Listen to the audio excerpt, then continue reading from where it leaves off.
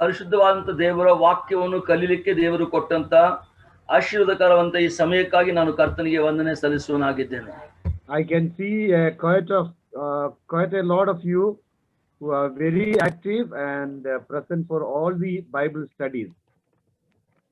ಬಹಳ ತುಂಬಾ ಆಕ್ಟಿವ್ ಆಗಿ ಎಲ್ಲಾ ತರಗತಿಗಳಿಗೆ ಹಾಜರಾಗಿರುವಂತವರನ್ನು ನಾನು ನೋಡಿ ಆನಂದಿಸುತ್ತೇನೆ. And I praise God for your zeal and interest in learning the eternal word of God. ನಿಮ್ಮ ತಂಡವಾಗಿ ನಿತ್ಯತ್ವಕ್ಕೂ ಇರುವಂತಹ ದೇವರ ವಾಕ್ಯವನ್ನು ಕಲಿಯಲು ಆಸಕ್ತಿಯುಳ್ಳಂತ ಎಲ್ಲಾ ದೇವಜನರಿಗಾಗಿ ನಾನು ವಂದನೆ ಸಲ್ಲಿಸುತ್ತೇನೆ. Okay, we have been studying about the man and woman. ನಾವು ಸ್ತ್ರೀ ಮತ್ತು ಪುರುಷರ ಬಗ್ಗೆ ಅಭ್ಯಾಸ ಮಾಡುತ್ತಾ ಬಂದೆವು. So we have studied that there are three very important responsibilities for man which makes him a man. ನಾವು ಕಲಿತಂತ ವಿಷಯದಲ್ಲಿ ಪುರುಷನಿಗೆ ಇರುವಂತ ಮೂರು ಬಹು ಮುಖ್ಯವಾದಂತ ಸಂಗತಿಗಳು ಆತನನ್ನು ಪುರುಷನನ್ನಾಗಿ ಮಾಡುತ್ತವೆ. So the difference between man and woman are not just the biological difference or the outward appearance, but it is something more than that. ಸ್ತ್ರೀ ಮತ್ತು ಪುರುಷರ ಮಧ್ಯದಲ್ಲಿರುವಂತ ಆ ವ್ಯತ್ಯಾಸಗಳು ಆ ಶಾರೀರಿಕ ರೀತಿಯಲ್ಲಿರುವಂತಹ ಭೌಗೋಳಿಕವಾದಂತ ಅಥವಾ ಭೌತಿಕ ರೀತಿಯಂತ ವ್ಯತ್ಯಾಸಗಳು ಮಾತ್ರವಲ್ಲದೆ ಅವರು ನಡೆಸುವಂತ ಕಾರ್ಯಗಳಿಂದ ಆ ವ್ಯತ್ಯಾಸಗಳನ್ನು ನಾವು ಕಂಡೆವು. Okay, so we have seen from the scriptures that in the creation itself there is a difference. There are differences between man and woman. ನಾವು ವಾಕ್ಯದ ಮೂಲಕ ನೋಡಿದೆವು, ಸೃಷ್ಟಿಯಲ್ಲಿಯೇ ಸ್ತ್ರೀ ಮತ್ತು ಪುರುಷರಲ್ಲಿ ವ್ಯತ್ಯಾಸ ಉಂಟು. The God who has created man and woman have created them differently. ಸ್ತ್ರೀ ಪುರುಷರನ್ನು ಸೃಷ್ಟಿಸಿದಂತ ದೇವರೇ ಅವರನ್ನು ವ್ಯತ್ಯಸ್ತವಾಗಿ ಸೃಷ್ಟಿಸಿದ್ದಾನೆ. And I would say that both man and woman are created unique or uniquely for the glory of God's holy name. ನಾನು ಈ ರೀತಿಯಾಗಿ ಹೇಳ ಬಯಸುತ್ತೇನೆ, ಸ್ತ್ರೀ ಮತ್ತು ಪುರುಷರು ಇಬ್ಬರು ಕೂಡ ವ್ಯತ್ಯಸ್ತವಾಗಿ ಪ್ರತ್ಯೇಕವಾಗಿ ದೇವರ ಮಹಿಮೆಗಾಗಿ ಸೃಷ್ಟಿಸಲ್ಪಟ್ಟಿದ್ದಾರೆ. Man and woman have the image of God in them, and therefore they reflect God and his characters throughout their life. ಸ್ತ್ರೀ ಮತ್ತು ಪುರುಷರು ದೇವ ಸ್ವರೂಪದಲ್ಲಿ ಇರುವುದರಿಂದ ದೇವರ ಗುಣಲಕ್ಷಣಗಳನ್ನು ತೋರ್ಪಡಿಸುವವರಾಗಿದ್ದಾರೆ. So these are the things we have learned until now. ಇಷ್ಟರವರೆಗೆ ನಾವು ಕಲಿತಂತ ವಿಷಯಗಳು ಇಷ್ಟಾಗಿದ್ದವು. So now we are going further from here. ಇಲ್ಲಿಂದ ನಾವು ಮುಂದಕ್ಕೆ ಹೋಗುತ್ತಾ ಇದ್ದೇವೆ. I have a little problem with my Wi-Fi connection here. ಇವತ್ತು ನನಗೆ ವೈಫೈ ಕನೆಕ್ಷನ್ ನಲ್ಲಿ ಸ್ವಲ್ಪ ಸಮಸ್ಯೆ ಇದೆ ಇಲ್ಲಿ. So at present I am not able to connect my computer to the Zoom app. ವಾತಾವರಣ ಸರಿಯಾಗಲಿದ್ದರಿಂದ ಇವತ್ತು ನಾನು ಸ್ಕ್ರೀನ್ ಮೇಲೆ ವೈಫೈ ಕನೆಕ್ಟ್ ಮಾಡ್ಲಿಕ್ಕೆ ಆಗ್ತಾ ಇಲ್ಲ. So my PPT presentation is there, but I am not able to connect it right now. Yes, ನನ್ನ ಹತ್ರ PPT presentation ಇದೆ. I will be connecting my screen for you. ಅದು ಕನೆಕ್ಷನ್ ಸರಿಯಾದ ಮೇಲೆ ನಿಮಗೆ ಸ್ಕ್ರೀನ್ ಮೇಲೆ ಆ PPT presentation ಬರ್ತದೆ. Yesterday we have studied that man is a leader. ನಿನ್ನೆ ನಾವು ಅಭ್ಯಾಸ ಮಾಡಿದ ಹಾಗೆ ಪುರುಷನು ನಾಯಕತ್ವ ವಹಿಸುವಂತವನು. So today we are going to the details of that. ನಾವು ಅದರ ವಿಸ್ತಾರವಾದ ವಿವರಕ್ಕೆ ನಾವು ಇವತ್ತು ಹೋಗುತ್ತಾ ಇದ್ದೇವೆ. What does it mean that man is a leader? ಪುರುಷನು ನಾಯಕನು ಅನ್ನುವುದರ ಅರ್ಥವೇನು? And what are the areas a man should show his leadership roles? ಅದು ಯಾವ ಯಾವ ಸ್ಥಳಗಳಲ್ಲಿ ಪುರುಷನು ತನ್ನ ನಾಯಕತ್ವದ ಜವಾಬ್ದಾರಿಯನ್ನು ನಿಭಾಯಿಸಬೇಕು. So there are 9 points here, ಇಲ್ಲಿ 9 ಅಂಶಗಳಿವೆ. and I hope I'll be able to finish all that 9 points this evening.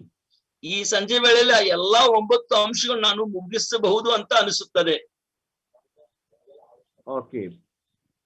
So I think my connection has come back. I'll just take 1 minute here before I go further. Okay. Yes.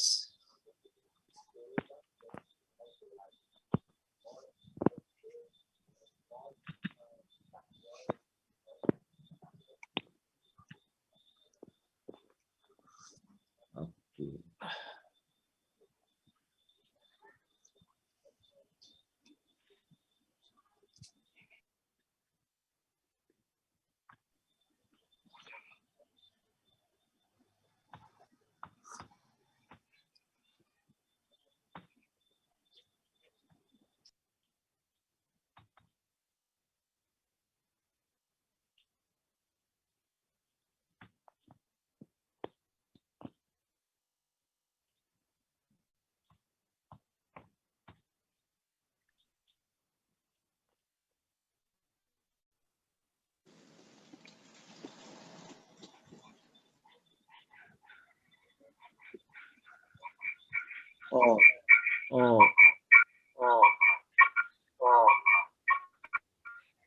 Brother, can you make me a co-host?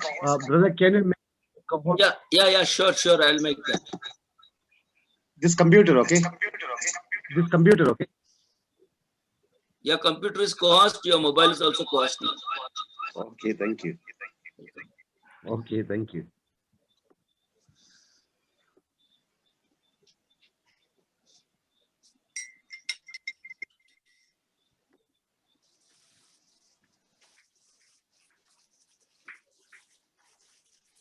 Okay, we were in this slide yesterday. Okay, we were yesterday. ನಿನ್ನೆ ನಾವು ಈ slide ನಲ್ಲಿ ಇದ್ದೆವು.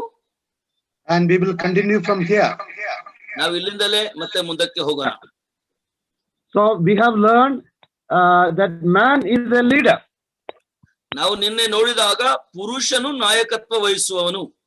And we also have seen 4 different type of leadership. ನಿನ್ನೆ 4 ಬೇರೆ ಬೇರೆ ವಿಧವಾದ ನಾಯಕತ್ವವನ್ನು ನಾವು ನೋಡಿದೆವು. Okay, so there are people who say there is no need for leadership. ನಾಯಕತ್ವ ಅವಶ್ಯಕತೆ ಇಲ್ಲ ಅನ್ನುವ ಜನರಿದ್ದಾರೆ. And there are people who say there is only one leader is enough. ಒಬ್ಬ ನಾಯಕನು ಮಾತ್ರ ಸಾಕು ಅನ್ನುವ ಜನರಿದ್ದಾರೆ. And when it comes to families, people say mothers are the leaders in the home. ನಾವು ಕುಟುಂಬ ವಿಷಯಕ್ಕೆ ಬಂದಾಗ ಮೊದಲನೇ ನಾಯಕತ್ವ ತಾಯಿಯಂದರು ವಹಿಸುತ್ತಾರೆ ಅನ್ನುವ ಮಾತುಗೆ ಒಪ್ಪಿಕೊಳ್ಳೋರಿದ್ದಾರೆ. And then there are others who say it is not mothers, but it is fathers. ಇನ್ನು ಅದರಲ್ಲಿ ಕೆಲವು ಗುಂಪಿನವರು ತಾಯಿ ಅಲ್ಲ ತಂದೆ ನಾಯಕತ್ವ ವಹಿಸುವವರು ಅಂತ ಹೇಳ್ತಾರೆ. But the Bible says, ಆದ್ರೆ ಸತ್ಯವೇದ ಹೀಗನ್ನುತ್ತದೆ, man is the head of the family. ಪುರುಷನು ಕುಟುಂಬದ ನಾಯಕತ್ವ ವಹಿಸುವವನು. Man is the head of a woman. ಪುರುಷನು ಸ್ತ್ರೀಗೆ ತಲೆಯಾಗಿದ್ದಾನೆ. So we will study about the leadership of man today. ಇವತ್ತು ನಾವು ಪುರುಷನ ನಾಯಕತ್ವದ ಬಗ್ಗೆ ಅಭ್ಯಾಸ ಮಾಡೋಣ. So as I said earlier, there are 9 points in this. ನಾನು ಮೊದಲು ಹೇಳಿದ ಹಾಗೆ ಇಲ್ಲಿ 9 ಅಂಶಗಳಿವೆ. Here is the first point. ಮೊದಲನೇ ಅಂಶ ಇಲ್ಲಿ ಬಂದಿದೆ ನೋಡಿ. I think there is someone playing. Okay, I don't know. There are some mark appearing over there. It doesn't matter. It will disappear. Okay. Okay. Man the leader. So the point number 1 is ಪುರುಷನು ನಾಯಕನಾಗಿದ್ದಾನೆ. Yeah. Somebody playing. Yeah. Okay. Okay. Mature masculinity expresses itself not in the demand to be served, but in the strength to serve and to sacrifice for the good of woman. ಪರಿಪಕ್ವ ಉಳ್ಳಂತ ಪುರುಷತ್ವ ತನ್ನನ್ನು ಸೇವೆ ಮಾಡಿಸಿಕೊಳ್ಳಲಿಕ್ಕೆ ಒತ್ತಾಯ ಮಾಡುವುದಿಲ್ಲ, ಆದರೆ ಸೇವೆ ಮಾಡಲು ಬಲವುಳ್ಳದಾಗಿ ತ್ಯಾಗಪೂರಿತವಾದಂತ ಒಂದು ಸ್ತ್ರೀಯರಲ್ಲಿರುವಂತಹ ಒಳ್ಳೆ ಗುಣವನ್ನು ಪ್ರದರ್ಶಿಸುವಂತದ್ದು. Okay. Now, there is a general tendency for man that they are there so that others will serve them. ಸಾಧಾರಣವಾದ ಪುರುಷರ ಗುಣಲಕ್ಷಣ ಏನಂದ್ರೆ ನಾವು ನಿಂತ ಕಡೆ ಎಲ್ಲರೂ ನಮಗೆ ಸೇವೆ ಮಾಡಬೇಕು. So men always say that, okay, I am here to be served. ಪುರುಷನ ಯಾವಾಗಲೂ ನನಗೆ ಸೇವೆ ಮಾಡ್ರಿ ಅನ್ನೋದಕ್ಕೆ ಇರ್ತಾರೆ. Please don't write on the screen. Somebody is writing. Is it right? Somebody is writing on the screen. Do not write. Yes. Yes. Okay. I think I will do that. Somebody's sharing screen is not given. This Not, is happening yeah, with maybe the co-host, yeah. somebody. Okay. Otherwise, nobody has that right. Okay. Yeah, brother. Yes. Co-host ಗಳು ಗಮನ ಕೊಡಿ. ನಿಮ್ co-host ಇಂದ ಯಾರೋ ಬರಿತಾ ಇದ್ದಾರೆ. But you know, I think it's maybe something else also. I don't know. Okay, right. Pick it later. Yeah. Okay. So a man as a leader must be a servant. ನಾಯಕತ್ವ ವಹಿಸುವಂತ ಪುರುಷನು ಖಂಡಿತವಾಗಿ ಸೇವೆ ಮಾಡುವಂತ ಸೇವಕನಾಗಿರ್ಬೇಕು. So we learn the principles of leadership from our Lord Jesus Christ. ನಮ್ಮ ಕರ್ತನಾದ ಯೇಸು ಕ್ರಿಸ್ತನಿಂದ ಈ ಸೇವೆಯ ಪ್ರಧಾನ ಅಂಶಗಳನ್ನು ನಾವು ಅವರಿಂದ ಕಲಿಯುತ್ತೇವೆ. Bible says Christ is the head of the church. ಸತ್ಯವೇದ ಹೀಗೆನ್ನುತ್ತದೆ, ಕರ್ತನಾದ ಯೇಸು ಕ್ರಿಸ್ತನು ಸಭೆಗೆ ತಲೆಯಾಗಿದ್ದಾನೆ. Just like man is the head of the wife. ಪುರುಷನು ಸ್ತ್ರೀಗೆ ತಲೆಯಾಗಿದ್ದ ಹಾಗೆ so Christ is also a head. He is the head of the church. ಕರ್ತನಾದ ಯೇಸು ಕ್ರಿಸ್ತನು ಕೂಡ ತಲೆಯಾಗಿದ್ದಾನೆ.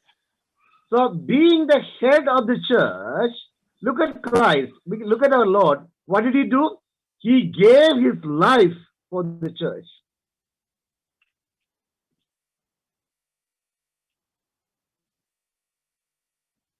He gave his life for the church.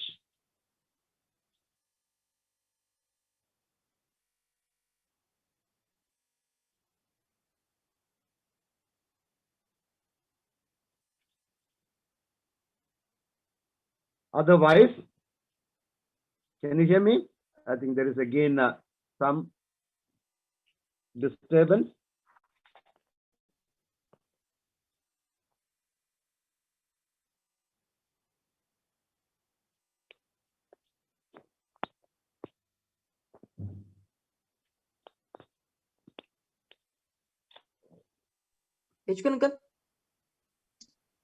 Can you hear? Yeah, I can hear you now. Can you hear me? Can you hear me? Yeah. In the middle, I was not able to hear you. Okay. Yeah. Sorry. Okay, today there is some disturbance in the network. No problem. However, we'll pray. Lord will help us.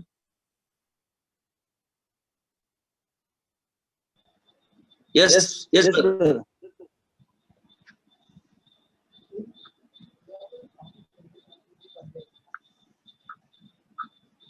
Hello.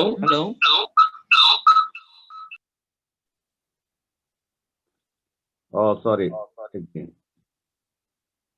In between, we're not able to hear.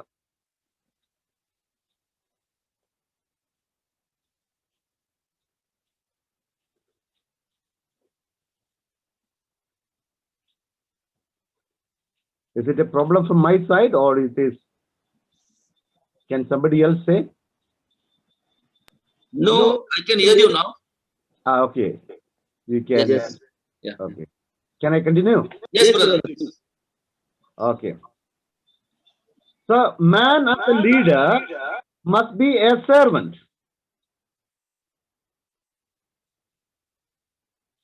Now, your phone is muted, brother. Brother Ezekiel's phone is muted. ಪುರುಷ ನಾಯಕನು ಸೇವೆ ಮನೋಭಾವವುಳ್ಳವನಾಗಿರಬೇಕು. Okay, Christ said, I have come so that I may serve. ಕ್ರಿಸ್ತನು ಹೀಗೆಂದನು, ನಾನು ಸೇವೆ ಮಾಡಲಿಕ್ಕೆ ಬಂದಿದ್ದೇನೆ. I have not come to receive service, but I have come so that I may serve. ನಾನು ಸೇವೆ ಮಾಡಿಸಿಕೊಳ್ಳಲಿಕ್ಕಲ್ಲ, ಸೇವೆ ಮಾಡಲು ಬಂದವನು. So every husband or every man, as a leader, he must serve others. ಪ್ರತಿಯೊಬ್ಬ ಗಂಡನು ಪ್ರತಿಯೊಬ್ಬ ಪುರುಷನು ನಾಯಕನಾಗಿದ್ದು ಸೇವೆ ಮಾಡುವವನಾಗಿರಬೇಕು. So if you are the head of your wife, then you must be willing to serve your wife. ನೀನು ನಿನ್ನ ಹೆಂಡತಿಗೆ ನಾಯಕನು ಅಥವಾ ತಲೆಯಾಗಿದ್ದರೆ ನೀನು ನಿನ್ನ ಹೆಂಡತಿಗೆ ಸೇವೆ ಮಾಡಲು ಸಿದ್ಧನಾಗಿರಬೇಕು.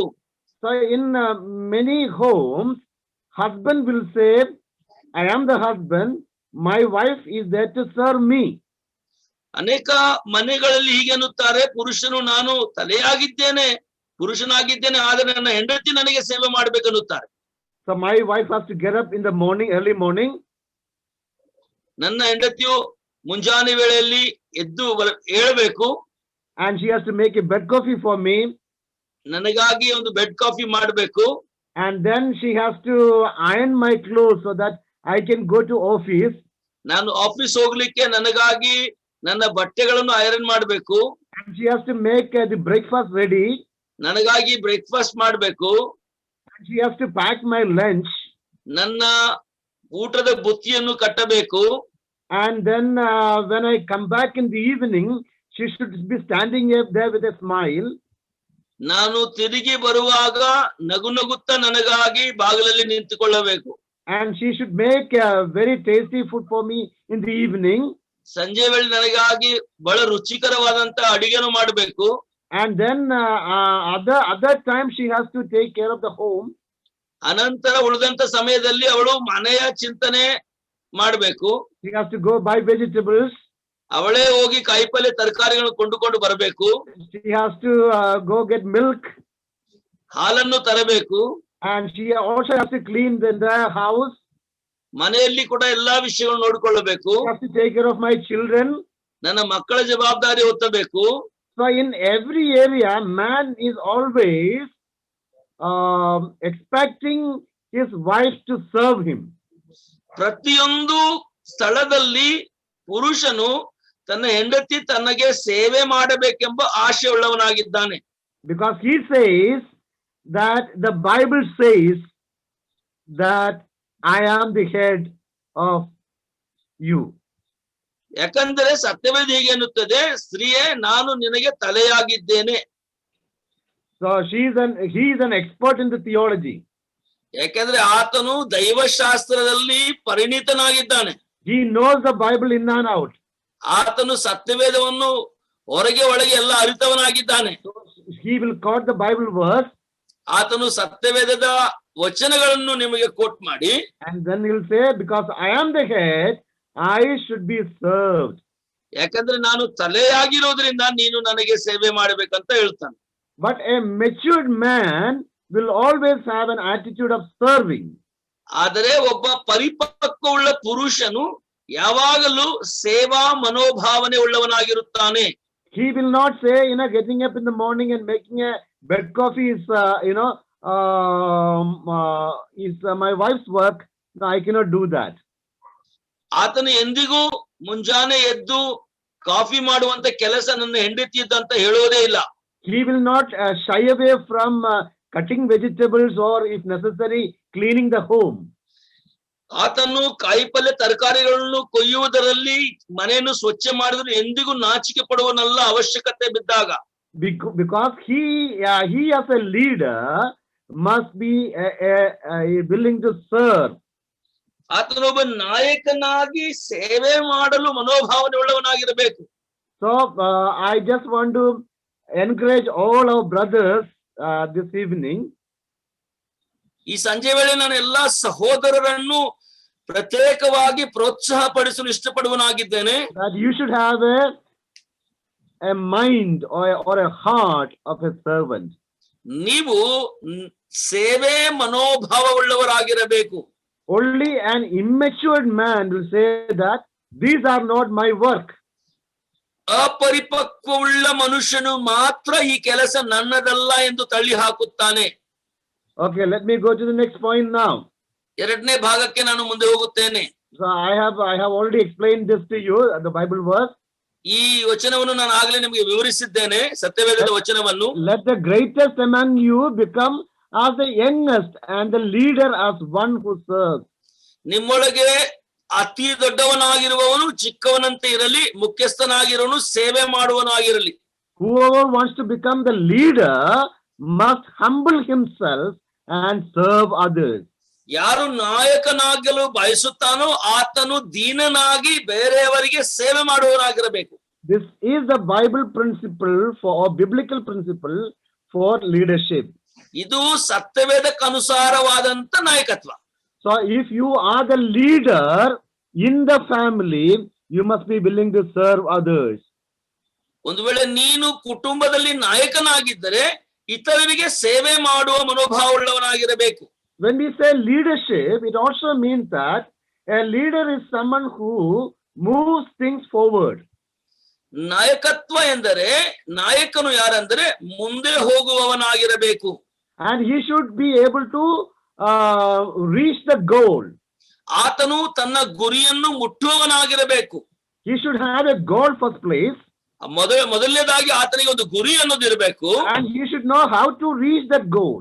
ಅಷ್ಟೇ ಅಲ್ಲದೆ ಗುರಿ ಹೇಗೆ ಮುಟ್ಟಬೇಕು ಅನ್ನೋದು ಕೂಡ ಅರ್ಥವನಾಗಿರಬೇಕು.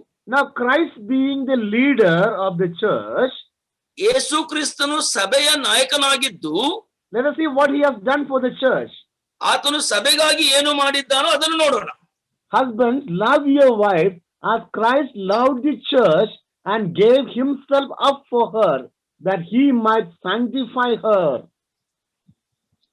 ಕ್ರಿಸ್ತನು ಸಭೆಗೆ ತಲೆಯಾಗಿರುವ ಪ್ರಕಾರವೇ ಗಂಡನಂತೆಗೆ ತಲೆಯಾಗಿದ್ದ ಆತನು ದೇಹಕ್ಕೆ ರಕ್ಷಕನಾಗಿದ್ದು, ಪುರುಷರೇ ನೀವು ನಿಮ್ಮ ನಿಮ್ಮ ಹೆಂಡತಿಯನ್ನು ಪ್ರೀತಿಸಿರಿ, ಯಾಕಂದ್ರೆ ಕ್ರಿಸ್ತನು ಸಭೆಯನ್ನು ಪ್ರೀತಿಸಿ ಅದಕ್ಕಾಗಿ ತನ್ನನ್ನು ತಾನೇ ಒಪ್ಪಿಸಿಕೊಟ್ಟನು. Okay, there is one verse, I think that's in 20 verse 25. It says that he might sanctify her. ಆತನು ಅವಳನ್ನು ಶುದ್ಧೀಕರಿಸುವನು. So what is Christ doing for the church? ಈಗ ಸಭೆಗಾಗಿ ಆತನು ಏನು ಮಾಡುತ್ತಾ ಇದ್ದಾನೆ? Christ is cleansing the church. ಈಗ ಆತನು ಸಭೆಯನ್ನು ಶುದ್ಧೀಕರಿಸುತ್ತಾ ಇದ್ದಾನೆ. Because the church is still on this sinful world. ಈ ಸಭೆಯು ಪಾಪಮಯವಾದಂತ ಲೋಕದಲ್ಲಿದೆ. It is possible that the church can go wrong. ಸಭೆ ತಪ್ಪಿನಾದಿ ಹಿಡಿಯಬಹುದಾದಂತ ಸಾಧ್ಯತೆ ಇದೆ. You and I can make mistakes in our lives. ನಾನು ನೀವು ನಮ್ಮ ಜೀವನದಲ್ಲಿ ತಪ್ಪುಗಳನ್ನು ಮಾಡಬಹುದು. And therefore Christ is cleansing us daily. ಅದಕ್ಕಾಗಿಯೇ ಕರ್ತನು ನಮ್ಮನ್ನು ಪ್ರತಿನಿತ್ಯ ಶುದ್ಧೀಕರಿಸುತ್ತಾ ಇದ್ದಾನೆ. And he does it patiently. Every time when we fall, God, Lord Jesus Christ will wash us with his word. ನಾವು ತಪ್ಪಿ ಜಾರಿ ಬಿದ್ದಾಗ ಆತನು ಬಹಳ ತಾಳ್ಮೆಯಿಂದ ತನ್ನ ವಾಕ್ಯದಿಂದ ನಮ್ಮನ್ನು ತೊಳೆದು ಶುದ್ಧೀಕರಿಸುತ್ತಾ ಇದ್ದಾನೆ. And he will never give up. He will not say, okay, I did that yesterday when you did a sin, and today I will not do. ನಿನ್ನೆ ನೀವು ತಪ್ಪು ಮಾಡಿದಾಗ ಪಾಪ ಮಾಡಿದ ನಾನು ತೊಳೆದಿದ್ದೇನಲ್ಲ, ಇವತ್ತು ನಾನು ಮಾಡಲ್ಲ ಅಂತ ಆತನು ಎಂದಿಗೂ ಕೈ ಬಿಡುವವನಲ್ಲ. And he will not say that there's no use because you are constantly falling into sin. ನೀನು ಯಾವಾಗ ನೋಡಿದ್ರು ಪದೇ ಪದೇ ಪಾಪ ಮಾಡುತ್ತಾ ಇದೆಯಲ್ಲ, ನಿನ್ನಿಂದ ಏನು ಉಪಯೋಗವಿಲ್ಲ ಅಂತ ಹೇಳುವವನು ಕೂಡ ಅಲ್ಲ. He will cleanse us every time when we fall into sin. ನಾವು ಪಾಪದಲ್ಲಿ ಬಿದ್ದ ಪ್ರತಿ ಕ್ಷಣ ಪ್ರತಿ ದಿನವೂ ಆತನು ನಮ್ಮನ್ನು ತೊಳೆಯುತ್ತಲೇ ಇರುತ್ತಾನೆ. And it also says here, he is the savior. ಅಷ್ಟೇ ಅಲ್ಲ ಆತನು ರಕ್ಷಕನಾಗಿದ್ದಾನೆ. So he is not there to condemn the church. ಆತನು ಸಭೆಯನ್ನು ಖಂಡಿಸುವುದಕ್ಕೆ ಮಾತ್ರವಲ್ಲದೆ, he is not there to condemn the church, but he is there to save the church. ಆತನು ಸಭೆಯನ್ನು ಖಂಡಿಸುವುದಕ್ಕೆ ಅಷ್ಟೇ ಅಲ್ಲದೆ ಆತನು ಉಳಿಸುವುದಕ್ಕಾಗಿ ರಕ್ಷಿಸುವುದಕ್ಕಾಗಿ ಆಗಿದ್ದಾನೆ. So if you are the leader in the family, ನೀನು ಕುಟುಂಬದಲ್ಲಿ ನಾಯಕನಾಗಿದ್ದರೆ, you must cleanse your family. You must cleanse your wife every time when she makes a mistake. ನೀನು ನಿನ್ನ ಹೆಂಡತಿ ತಪ್ಪು ಮಾಡಿದಾಗ ಪ್ರತಿ ಸಾರಿ ಅವಳನ್ನು ಶುದ್ಧೀಕರಿಸಬೇಕು, ಸರಿಪಡಿಸಿಕೊಳ್ಳಬೇಕು. And you should not punish her, but you should save her. ನೀನು ಅವಳನ್ನು ಶಿಕ್ಷಿಸುವುದಷ್ಟೇ ಅಲ್ಲ, ಅವಳನ್ನು ಕ್ಷಮಿಸಬೇಕು, ಅವಳನ್ನು ಸರಿಪಡಿಸಿಕೊಳ್ಳಬೇಕು. Because Christ is the savior of the church. ಯಾಕಂದರೆ ಕ್ರಿಸ್ತನು ಸಭೆಯ ರಕ್ಷಕನಾಗಿದ್ದಾನೆ. You are not there to punish your wife, but you are there to save her if she is in the problem. ಅವಳು ಸಮಸ್ಯೆಲಿದ್ದ ನಿನ್ನ ಹೆಂಡತಿಗೆ ನೀನು ಶಿಕ್ಷೆ ಕೊಡಬೇಕು ಅಷ್ಟೇ ಅಲ್ಲ, ಅವಳನ್ನು ರಕ್ಷಿಸುವುದಕ್ಕೆ ನೀನು ಅಲ್ಲಿ ಗಂಡಸನಾಗಿ ಇದ್ದೀಯಾ. Because you are a leader, you have a goal. My wife or the women under my care should have the holiness of God. ನೀನು ಒಬ್ಬ ಪುರುಷನಾಗಿ ನಾಯಕನಾಗಿ ನಿನ್ನ ಮನಸ್ಸಲ್ಲಿ ಏನಿರ್ಬೇಕಂದ್ರೆ, ನನ್ನ ನಾಯಕತ್ವದಲ್ಲಿ ನನ್ನ ಹೆಂಡತಿ ಸ್ತ್ರೀಯು ಅವಳು ಸುರಕ್ಷಿತಳಾಗಿರಬೇಕು. And she should grow in her holiness daily. ಅವಳು ಅವಳ ಪವಿತ್ರತೆಯಲ್ಲಿ ದಿನಾಲು ಬೆಳೆಯುತ್ತಾ ಇರಬೇಕು. So that is the goal you have to set for your wife. ನಿನ್ನ ಹೆಂಡತಿಗಾಗಿ ಆ ಗುರಿಯನ್ನು ನೀನು ಇಟ್ಟುಕೊಂಡಿರಬೇಕು. So she must be comfortable with you. When you take care of her, many times a woman cannot be comfortable because every time there will be condemnation. Every time there will be complaint. Every time there will be, whatever mistakes wife makes, you'll always point to that, and a kind of, we will try to put her on the corners. ಪ್ರತಿ ಸಾರಿ ತಪ್ಪು ಮಾಡಿದಾಗ ನಿಮ್ಮ ಹೆಂಡತಿ ಯಾವಾಗಲೂ ಗದರಿಸಲ್ಪಟ್ಟು ಆ ಶಿಕ್ಷೆಗೆ ಒಳಪಡಿಸುವುದಲ್ಲ, ಹೆಂಡತಿಯು ಸಮಾಧಾನಕರವಾಗಿ ಸಂತೋಷಕರವಾಗಿ ಅವಳು ನಿಮ್ಮೊಂದಿಗೆ ಅಷ್ಟು ಬೆರೆತವಳಾಗಿರಬೇಕು. ಯಾಕಂದ್ರೆ ಪ್ರತಿ ಸಾರಿ ತಪ್ಪು ಮಾಡಿದಾಗ ಪ್ರತಿಯೊಂದು ಕೋಣೆಗೆ ಹೋಗಿರುವಂತದ್ದು ಆ ಸಮಸ್ಯೆ ಇರಬಾರದು. So a woman, so you as a leader, you must be able to take care of your wife. ಪುರುಷನೇ, ನೀನು ನಾಯಕನಾಗಿ ನಿನ್ನ ಹೆಂಡತಿಯ ಜವಾಬ್ದಾರಿಯನ್ನು ವಹಿಸುವಂತವನಾಗಿರಬೇಕು. So we'll go to the second point now. ನಾವು ಎರಡನೇ ಅಂಶಕ್ಕೆ ಹೋಗುತ್ತಾ ಇದ್ದೇವೆ. Matured masculinity does not assume the authority of Christ over woman, but advocate it. ಈ ಪ್ರೌಢತೆ ಉಳ್ಳಂತ ಪುರುಷತ್ವ ಕ್ರಿಸ್ತನ ಮೇಲಿರುವಂತಹ ಅಧಿಕಾರವಲ್ಲ, ಆದರೆ ಅದರ ಬಗ್ಗೆ ಅಡ್ವೊಕೇಸಿ ಅಂದರೆ ಒಂದು ಪರಿಪಕ್ವತೆಯಾಗಿ ಮಧ್ಯಸ್ಥಿಕೆ ವಹಿಸುವಂತದ್ದು. Okay, it means okay, we'll read in 1 Corinthians chapter 11 and verse 3 and 4. ಮೊದಲನೇ ಕೊರಿಂಥ 11:3-4 ಓದಿದರೆ, but I want you to understand that the head of every man is Christ. The head of a wife is her husband, and the head of Christ is God. ಪುರುಷನಿಗೂ ಕ್ರಿಸ್ತನು ತಲೆ, ಸ್ತ್ರೀಗೆ ಪುರುಷನು ತಲೆ, ಕ್ರಿಸ್ತನಿಗೆ ದೇವರು ತಲೆಯಾಗಿದ್ದಾನೆಂದು ನೀವು ತಿಳಿಯಬೇಕೆಂದು ನಾನು ಅಪೇಕ್ಷಿಸುತ್ತೇನೆ. So look at this verse. In this verse, we understand that there is a hierarchy. ಈ ವಚನದಲ್ಲಿ ಒಂದು ಮೇಲಿಂದ ಕೆಳಗಿನವರೆಗೆ ಪದ್ಧತಿಯ ಒಂದು ಅಂಶ ಇದೆ. Man is the head of woman, ಸ್ತ್ರೀಗೆ ಪುರುಷನು ತಲೆ, and Christ is the head of man, ಪುರುಷನ ತಲೆ ಕ್ರಿಸ್ತನು, and God is the head of Christ. ತಂದೆಯಾದ ದೇವರು ಕ್ರಿಸ್ತನಿಗೆ ತಲೆ. So according to this verse, a man is the head of the woman. ಈ ವಚನದ ಪ್ರಕಾರ ಪುರುಷನು ಸ್ತ್ರೀಗೆ ತಲೆಯಾಗಿದ್ದಾನೆ. And we also see this truth in the book of Ephesians chapter 5. ಎಫೆಸಿ 5ನೇ ಅಧ್ಯಾಯದಲ್ಲಿ ಕೂಡ ಈ ಸತ್ಯವನ್ನು ನಾವು ಕಾಣುತ್ತೇವೆ. That the man is the head of the woman. ಪುರುಷನು ಸ್ತ್ರೀಗೆ ತಲೆಯಾಗಿದ್ದಾನೆ. Okay. And this is the order that we see according to the word of God. ಈ ಪದ್ಧತಿಯು ದೇವರ ವಾಕ್ಯಕ್ಕನುಸಾರವಾಗಿದೆ. But when we come to the church, there is a slight difference in that. ನಾವು ಸಭೆಗೆ ಸಂಗತಿಗೆ ಬರುವಾಗ ಅಲ್ಲಿ ಸ್ವಲ್ಪ ಚಿಕ್ಕ ವ್ಯತ್ಯಾಸ ಇದೆ. I will explain that to you now. ಅದನ್ನು ನಾನು ಈಗ ನಿಮಗೆ ವಿವರಿಸುತ್ತೇನೆ. Now, the truth we learned in 1 Corinthians chapter 11 is absolutely correct. ಮೊದಲನೇ ಕೊರಿಂಥಿ 11ನೇ ಅಧ್ಯಾಯದಲ್ಲಿ ನಾವು ಕಲಿತಂತ ಆ ಸತ್ಯವು ಸಂಪೂರ್ಣವಾಗಿ ಸರಿಯಾಗಿದೆ. That the man has rule over woman because he is the head of the woman. ಪುರುಷನು ಸ್ತ್ರೀಯ ಮೇಲೆ ಅಧಿಕಾರ ವಹಿಸುತ್ತಾನೆ, ಯಾಕಂದ್ರೆ ಆತನು ಅವಳಿಗೆ ತಲೆಯಾಗಿದ್ದಾನೆ. and man is under Christ. ಪುರುಷನು ಕ್ರಿಸ್ತನ ಕೆಳಗಿದ್ದಾನೆ. It is a God-given order in the family. ಇದು ಕುಟುಂಬದಲ್ಲಿ ದೇವರು ಕೊಟ್ಟಂತ ನಿಯಮಾವಳಿ. So every woman and every man should understand that this is a rule that is set by God, not by the culture, not by any human rules. ಇದು ದೇವರು ಕೊಟ್ಟಂತ ನಿಯಮಾವಳಿ ಹೊರತು ಯಾವ ಮನುಷ್ಯನು ಕೊಟ್ಟಂತ ನಿಯಮ ಅಲ್ಲ ಅಂತ ಹೇಳಿ ಪ್ರತಿಯೊಬ್ಬರು ಅರ್ಥ ಮಾಡಿಕೊಳ್ಳಬೇಕು.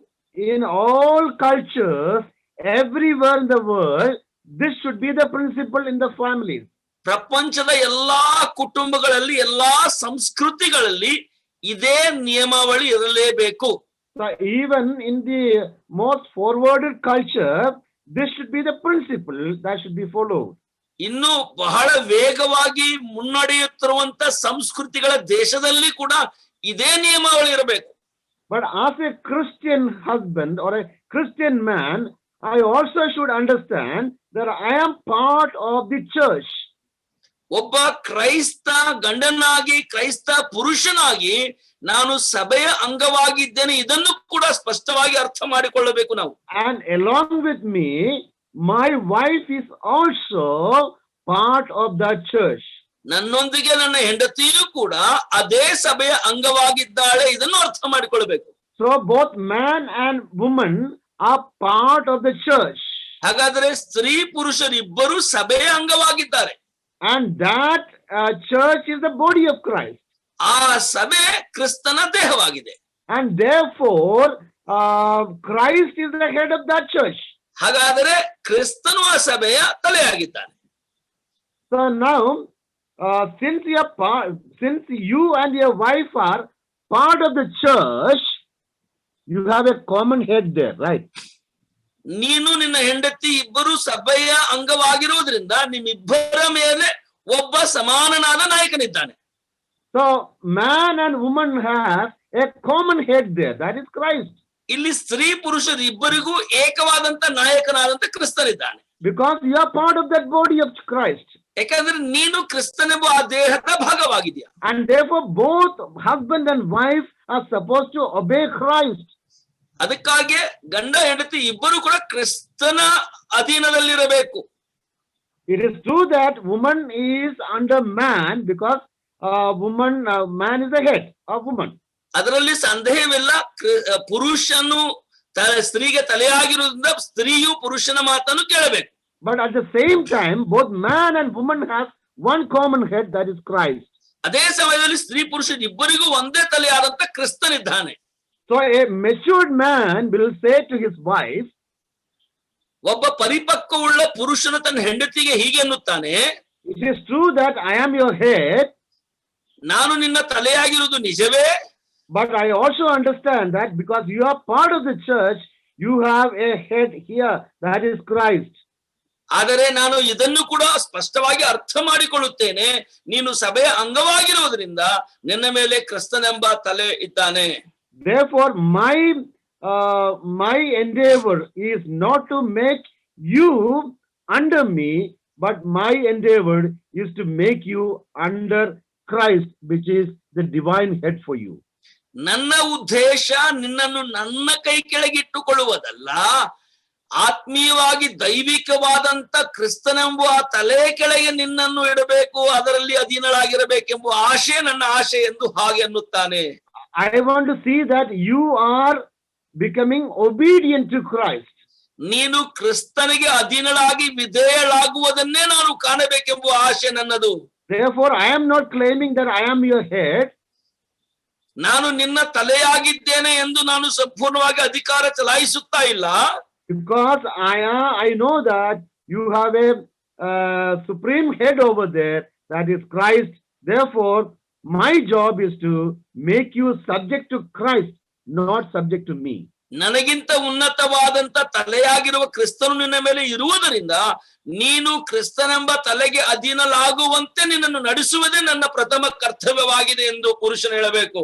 If you understand this concept, I think a load of problems in the families will disappear. ಈ ವಿಷಯಗಳನ್ನು ಕುಟುಂಬದಲ್ಲಿ ಸರಿಯಾಗಿ ಅರ್ಥ ಮಾಡಿಕೊಂಡ್ರೆ ಕುಟುಂಬಗಳ ಅನೇಕ ಸಮಸ್ಯೆಗಳು ತೀರಿ ಹೋಗುತ್ತವೆ. many times husband will say that I am the head, you must obey me. ಅನೇಕ ಸಾರಿ ಪುರುಷನು ನಾನೇ ತಲೆಯಾಗಿದ್ದಾನೆ, ನಾನು ಹೇಳ್ದಂಗೆ ನೀನು ಕೇಳಲೇಬೇಕನ್ನುತ್ತಾನೆ. And the wife will say, no, I am not going to listen to you because we are equal. ಆದ್ರೆ ಹೆಂಡತಿ ಹೇಳ್ತಾಳೆ, ಇಲ್ಲ ನಾನು ನಿನ್ನ ಮಾತು ಕೇಳಲ್ಲ, ನಾವು ಇಬ್ರು ಸರಿಸಮಾನರಾಗಿದ್ದೇವೆ. And that will bring a lot of problem in the family. ಅದು ಕುಟುಂಬದಲ್ಲಿ ಅನೇಕ ಸಮಸ್ಯೆಗಳನ್ನು ತರುವಂತದ್ದಾಗಿದೆ. But let me tell you, if you are a Christian, if you are a believer, if you are a child of God, yes, ಆದರೆ ನಿಮಗೆ ಒಂದು ಮಾತು ಹೇಳ ಬಯಸುತ್ತೇನೆ. yes.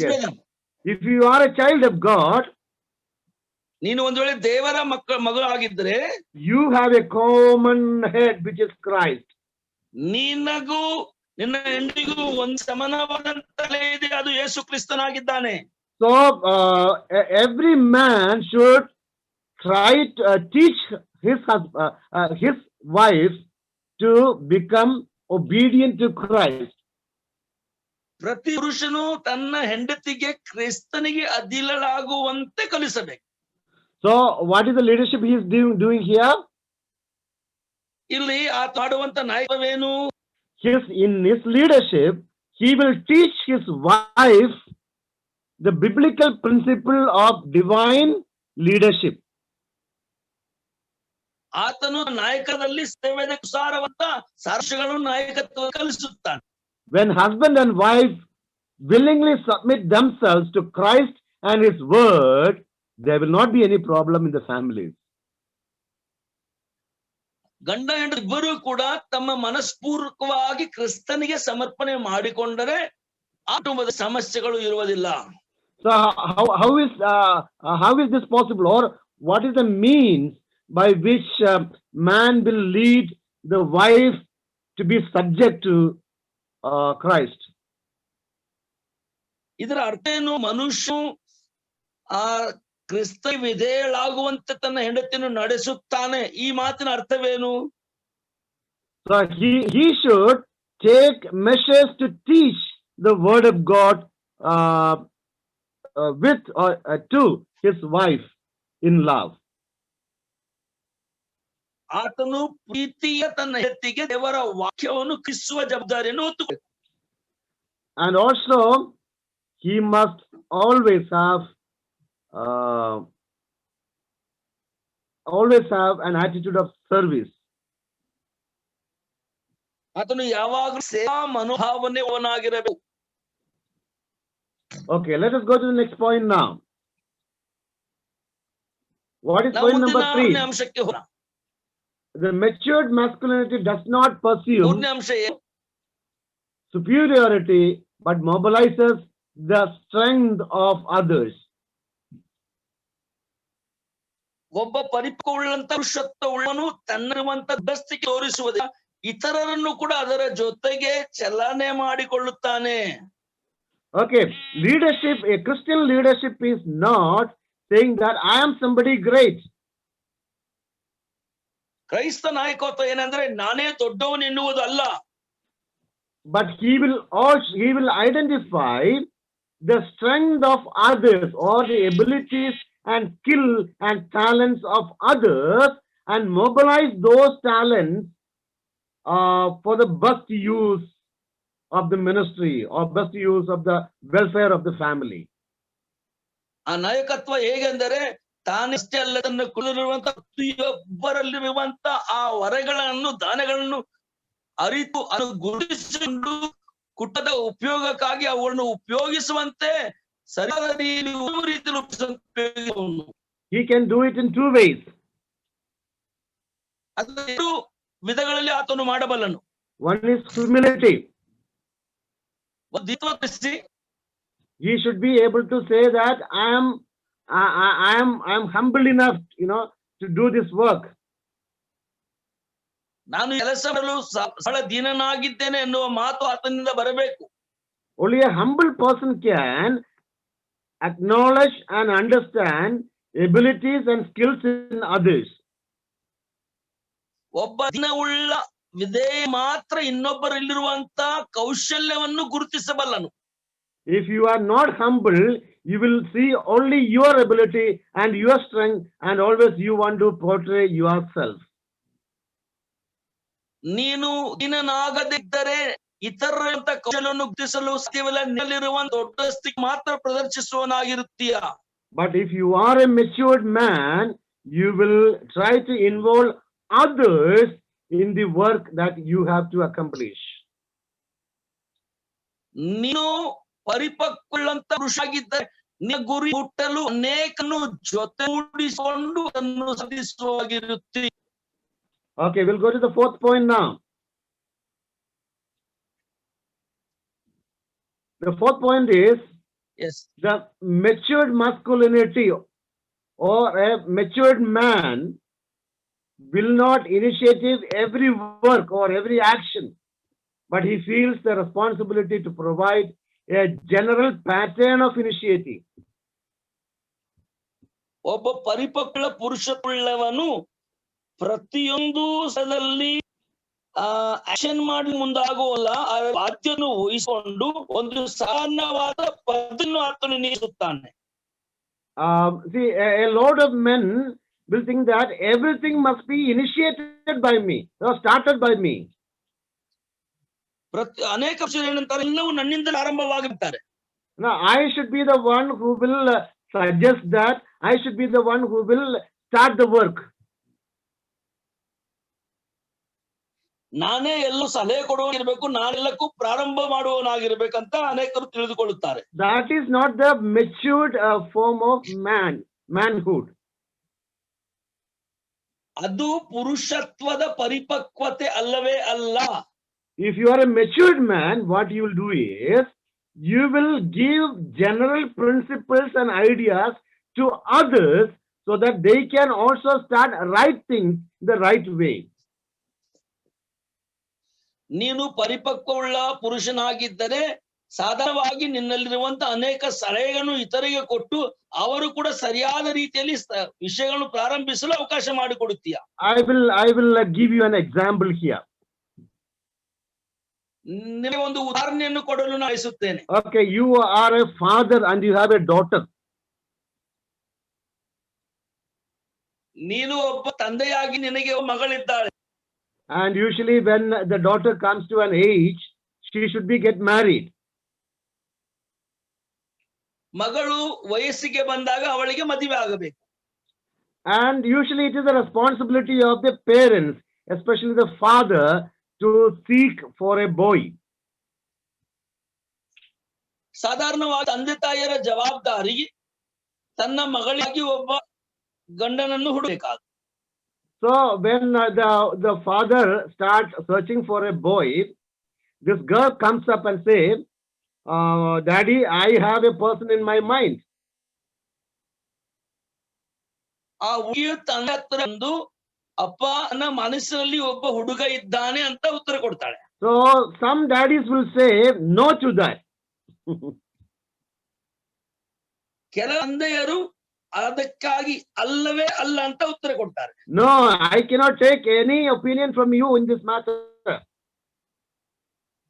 ಈ ವಿಷಯದಲ್ಲಿ ನಿನ್ನಿಂದ ಯಾವ ಸಲಹೆ ಕೂಡ ನಾನು ತೆಗೆದುಕೊಳ್ಳಿಕ್ಕೆ ಸಾಧ್ಯವಿಲ್ಲ ಅಂತ ಅಳ್ಳಗಳೆಯುತ್ತಾರೆ ಕೆಲವು ತಂದೆಯರು. I am the father. ನಾನು ಆಗಿದ್ದೇನೆ. I should make that decision. ನಾನೇ ಆ ನಿರ್ಣಯವನ್ನು ಮಾಡಬೇಕು. The process of your marriage should be started from me or through me. ನಿನ್ನ ಮದುವೆಯ ಕ್ರಮದ ಪ್ರಾರಂಭ ನನ್ನಿಂದಲೇ ನಾನೇ ಮಾಡಬೇಕು. Whatever comes through you is wrong. Therefore, I cannot accept it. ಬರುವಂತ ಎಲ್ಲಾ ಪ್ರತಿಕ್ರಿಯೆಗಳು ತಪ್ಪಾಗಿವೆ. So I am not encouraging any love marriage here. ಅದರ ಅರ್ಥ ನಾನು ಪ್ರೀತಿಸಿ ಮಾಡಿಕೊಳ್ಳಿ ಅನ್ನುವುದನ್ನು ನಾನು ಪ್ರೋತ್ಸಾಹಿಸುತ್ತಾ ಇಲ್ಲ. But I want to tell you, there can be a general principle taught in the home that you cannot marry an unbeliever. ನಾನು ಇದನ್ನು ಹೇಳಲಿಕ್ಕೆ ಇಷ್ಟ. ಸಾಧಾರಣವಾಗಿ ಒಂದು ಪದ್ಧತಿಯನ್ನು ನಾವು ಕಲಿಕೊಡಬೇಕು ಮಕ್ಕಳಿಗೆ. ನೀವು ಅವಿಶ್ವಾಸಿಗೆ ಮದುವೆ ಮಾಡಿಕೊಳ್ಳುವುದು ಸಾಧ್ಯವೇ ಇಲ್ಲ. Or as the girl is growing up, you can tell your daughter, you don't have to search for a boy because I am doing it. ಒಂದು ವೇಳೆ ಮಗಳು ಬೆಳೆಯುತ್ತಾ ವಯಸ್ಸಿನಲ್ಲಿ ಬರುವಾಗ ಮೊದಲೇ ಮಗಳಿಗೆ ಹೇಳಿಬಿಡಬೇಕು, ಮಗಳೇ ನೀನು ಗಂಡನನ್ನು ಹೂವಂತಕ್ಕೆ ನಿನ್ನದಲ್ಲ, ಅದನ್ನ ಮಾಡ್ತಾ ಇರಂತ ಮೊದಲೇ ತಿಳಿಸಿ. So that is the principle the father is laying down there. ಈ ಪದ್ಧತಿಯನ್ನು ಮಗಳಿಗೆ ತಂದೆಯನ್ನು ಮೊದಲೇ ಕಲಿಸಿಕೊಡಬೇಕು. So a matured man will give right kind of principles for the rest of the family members so that they'll make the right choice. ಒಬ್ಬ ಪರಿಪಕ್ವವುಳ್ಳಂತ ಪುರುಷನು ಕೂಡ ಸದಸ್ಯರಿಗೆ ಸರಿಯಾದ ಪದ್ಧತಿಯನ್ನು ಮೊದಲೇ ತಿಳಿಸಿ ಹೇಳುತ್ತಾನೆ. He will not always insist that it should come only through me. ಆತನು ಯಾವಾಗಲೂ ಎಲ್ಲ ನನ್ನಿಂದಲೇ ಆಗಬೇಕೆಂದು ಒತ್ತಾಯ ಮಾಡುವವನಲ್ಲ. I hope you have understood that. ಇದನ್ನು ನೀವು ಅರ್ಥ ಮಾಡಿಕೊಂಡಿರಿ ಅಂತ ನೆನೆಸುತ್ತೇನೆ. Okay, number 5. ಐದನೇ ಅಂಶ, matured masculinity or a matured man will accept the burden of final say in disagreements. ಒಬ್ಬ ಪರಿಪಕ್ವವುಳ್ಳಂತ ಪುರುಷನು ಸರಿಯಾಗಿ ಅದನ್ನು ಒಪ್ಪಿಕೊಳ್ಳದೆ ಇರುವಂತ ಅಗ್ರಿಮೆಂಟ್ ಗಳೆಲ್ಲ ಬಂದಂತ ಭಾರವನ್ನು ತಡ್ಕೊಳ್ಳಿಕ್ಕೆ ಸಿದ್ಧನಾಗಿರುತ್ತಾನೆ. So in a husband and wife relationship, ಗಂಡ ಹೆಂಡತಿಯರ ಸಂಬಂಧದಲ್ಲಿ there will be occasions where you will not agree each other. ಅನೇಕ ಸಂಗತಿಗಳನ್ನು ಇಬ್ಬರು ಒಪ್ಪಿಕೊಳ್ಳುವುದಿಲ್ಲ. So whatever you like, probably your wife does not like. ನಿನಗೆ ಇಷ್ಟವಾದದ್ದು ನಿನ್ನ ಹೆಂಡತಿಗೆ ಇಷ್ಟವಾಗಿರುವುದಿಲ್ಲ ಅನೇಕ ಸಾರಿ. Or she will have a different opinion on things. ಆ ವಿಷಯಗಳಲ್ಲಿ ಅಥವಾ ನಿನ್ನ ಹೆಂಡತಿಗೆ ಬೇರೆವಾದಂತ ಆಲೋಚನೆ ಇರಬಹುದು. So there will be difference of opinion in relationship. ಆ ನಿಮ್ಮ ಸಂಬಂಧದಲ್ಲಿ ಬೇರೆ ಬೇರೆ ವಿಧವಾದಂತ ವಿಚಾರಗಳು ಅಥವಾ ಆಲೋಚನೆಗಳು ಇರುತ್ತೆ. Or if you have children, there will be difference of opinion between your children. ನಿಮ್ಮ ಮಕ್ಕಳಲ್ಲಿ ಕೂಡ ಬೇರೆ ಬೇರೆ ವಿಚಾರಗಳು ಇರುವಂತದ್ದಾಗಿರಬಹುದು. In such cases, the man of the house will have the burden of saying the final thing. What is it actually? ಅಂತ ಸಂಬಂಧದಲ್ಲಿ ಕುಟುಂಬದ ಯಜಮಾನನು ಕೊನೆಯಾಗಿ ಏನಿದೆ ಅದರ ಬಗ್ಗೆ ತೀರ್ಪುವನಾಗಿರುತ್ತಾನೆ. He should be able to examine the entire situation and say, this is correct, or this is how it should be done. ಆತನು ಸರಿಯಾಗಿ ವಿಷಯವನ್ನು ಅರ್ಥ ಮಾಡಿಕೊಂಡು ಇದು ಸರಿಯಾಗಿದೆ ಇದು ಸರಿ ಇಲ್ಲ ಅಂತ ಹೇಳುವಂತ ಆ ಶಕ್ತಿಯುಳ್ಳವನಾಗಿರಬೇಕು. I will give you another example here. ಇಲ್ಲಿ ನಿಮಗೆ ಇನ್ನೊಂದು ಉದಾಹರಣೆಯನ್ನು ಕೊಡಲು ಬಯಸುತ್ತೇನೆ. Your wife and your mother has a problem. ನಿನ್ನ ತಾಯಿಗೂ ನಿನ್ನ ಹೆಂಡತಿಗೂ ಸಮಸ್ಯೆ ಆಗಿದೆ. I truly wish that none of your families will have that kind of a problem. ನಾನು ನಿಜವಾಗಿ ಮನಆಳದಿಂದ ಬಯಸಿರುವುದು ಏನೆಂದರೆ ನಿಮ್ಮ ಯಾವ ಕುಟುಂಬಗಳ ಸಮಸ್ಯೆ ಬರಬಾರದೆಂದೇ ಆಶೆ. But it is possible, sometimes your wife and your mother will have difference of opinion. ಆದರೆ ಇದು ಸಾಮಾನ್ಯವಾಗಿ ಸಾಧ್ಯತೆ. ನಿಮ್ಮ ತಾಯಿ ಹೆಂಡತಿ ಕೆಲವು ವಿಷಯದಲ್ಲಿ ವಾದ ವಿವಾದ ಆಗಬಹುದು. Wife will come to you and tell you her problem. ಸಮಸ್ಯೆ ಎಂದು ಹೆಂಡತಿ ನಿಮ್ಮೊಂದಿಗೆ ಹಂಚಿಕೊಳ್ಳಬಹುದು. And after some time, your mother also will come and tell you the problem. ಅವಳು ಕೆಲವೇ ಕ್ಷಣ ನಿಮ್ಮ ತಾಯಿ ತನ್ನ ಸಮಸ್ಯೆ ಹೇಳಬಹುದು. And you have listened to both of them. ನೀನು ಇಬ್ಬರ ವಿಷಯನು ಕೇಳಿದ. And you as a matured man is supposed to say what is right and what is wrong. ನೀನು ಯಾವುದು ಸರಿ ಯಾವುದು ತಪ್ಪು ಹೇಳುವಂತ ಜವಾಬ್ದಾರಿ ನಿನ್ನದು. There you have, it is sometimes a burden also, it can be a problem also, but if you are a matured man, you will be able to say what is right and what is wrong. ಅದು ನಿನ್ನ ಮೇಲೆ ಭಾರ ಆಗ್ತದೆ, ಸಮಯವಿದೆ. ಆದರೆ ಒಬ್ಬ ಪರಿಪಕ್ವವುಳ್ಳ ಪುರುಷ ಆಗಿದ್ದರೆ ಯಾವುದು ಯಾವುದು ತಪ್ಪು ಅನ್ನೋದನ್ನು ಸರಿಯಾಗಿ ವಿಭಜನೆ ಮಾಡಿ ಹೇಳಬಲ್ಲೆ. And always remember that there are occasions where you have to say what is right and what is wrong. ಆದ್ರೆ ಇವತ್ತು ಕಟವಾಗಿ ನೆನಪಿನಟ್ಟುಕೊಳ್ಳಿರಿ, ಅನೇಕ ಹಿರಿಯ ಸಂದರ್ಭಗಳು ಬರುತ್ತೆ, ಯಾವುದು ಸರಿ ಯಾವುದು ತಪ್ಪು ಅಂತ ಹೇಳಲೇಬೇಕು. You should not shy away. You should not say that, okay, if I say this, my mother will be unhappy. If I say this, my wife will be unhappy. But you as a man of the home will have the responsibility of saying what is the final word on those things. ನೀನು ಮನೆ ಪುರುಷ ತಲೆಯಾಗುವುದರಿಂದ ಯಾವ ಸರಿಯೋ ಯಾವ ತಪ್ಪನ್ನು ತಪ್ಪಂತ ಸರಿಯೋ ಸರಿ ಅಂತ ಹೇಳಲಿಕ್ಕೆ ಧೈರ್ಯವುಳ್ಳವನಾಗಿರಬೇಕು. But as a matured man, you can also opt sometimes, not to insist what you say for the health of your family. ಕೆಲವು ಬಾರಿ ನೀನು ಪರಿಪಕ್ವನಾದಂತ ಪುರುಷನಾಗಿ ನಿಮ್ಮ ಕುಟುಂಬದ ಆರೋಗ್ಯ ನಿಮಿತ್ತವಾಗಿ ಕೆಲವು ವಿಷಯಗಳನ್ನು ಹೇಳದೆ ಮೌನವಾಗಿ ಕೂಡ ಇರಬೇಕು. So man should have the burden of saying the final say in the areas of disagreement. ಈ ಒಪ್ಪಿಲ್ಲದಂತ ವಿಷಯ ಸಮಸ್ಯೆ ಬಂದ ಪುರುಷನು ಅದರ ಕೊನೆ ನಿರ್ಣಯ ಮಾಡುವಂತ ವ್ಯಕ್ತಿ ಇರಬೇಕು. Okay, the sixth point is very, very important. ಈ 6ನೇ ಅಂಶ ಬಹಳ ಪ್ರಾಮುಖ್ಯವಾದಂತದ್ದು. A matured man will express himself or herself in a family by taking the initiative in disciplining the children, especially when both parents are present.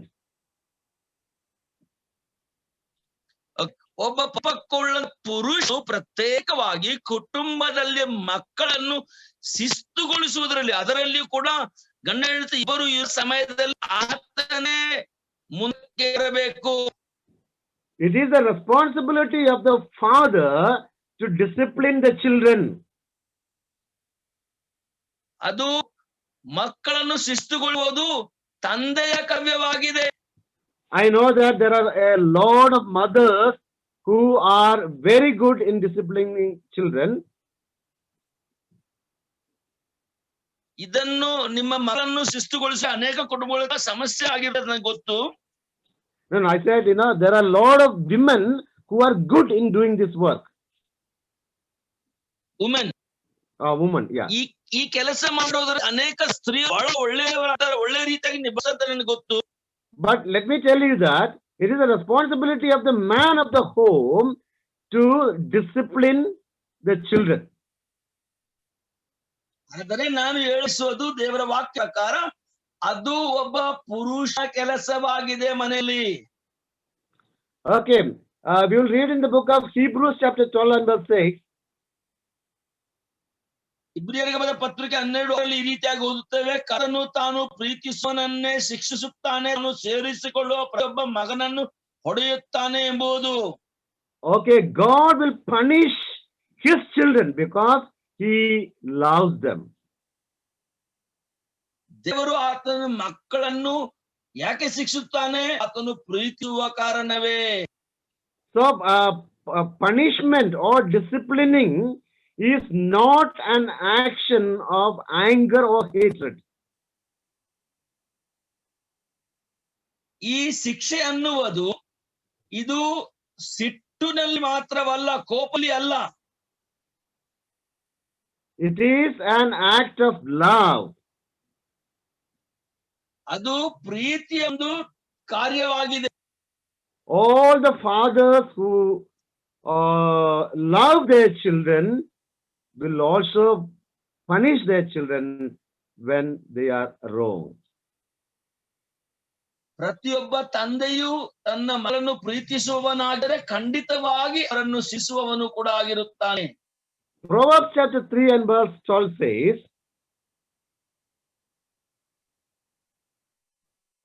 ಜ್ಞಾನೋಕ್ತಿಗಳು 3:12 ಹೀಗೆ ಎನ್ನುತ್ತದೆ,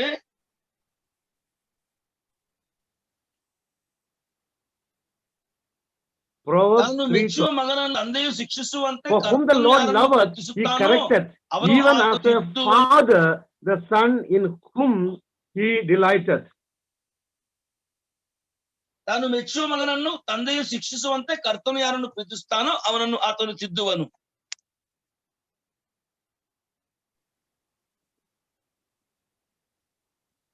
Look at that. Even as a father, the son in whom he delighteth.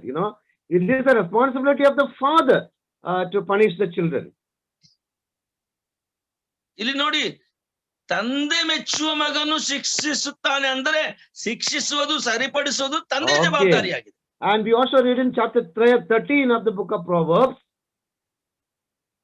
ಜ್ಞಾನೋಕ್ತಿ 13:1 a ಈ wise ರೀತಿಯಾಗಿ ಓದಿದ್ರೆ, son heareth his father's instruction.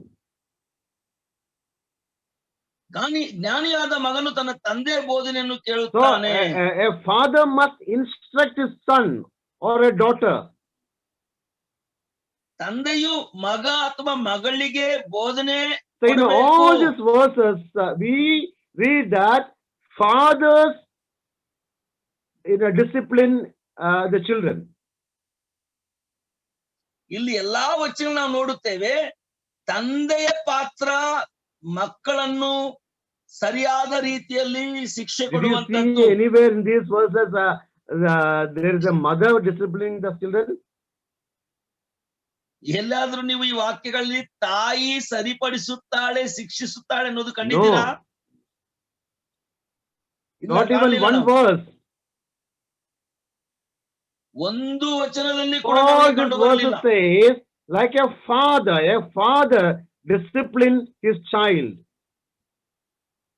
ಎಲ್ಲಾ ವಚನಗಳಲ್ಲಿ ತಂದೆಯ ಹಾಗೆ ತಂದೆಯು ಮಕ್ಕಳನ್ನು So ಶಿಸ್ತುಪಡಿಸುತ್ತಾನೆ. man as a leader of the home must have principles to discipline his children.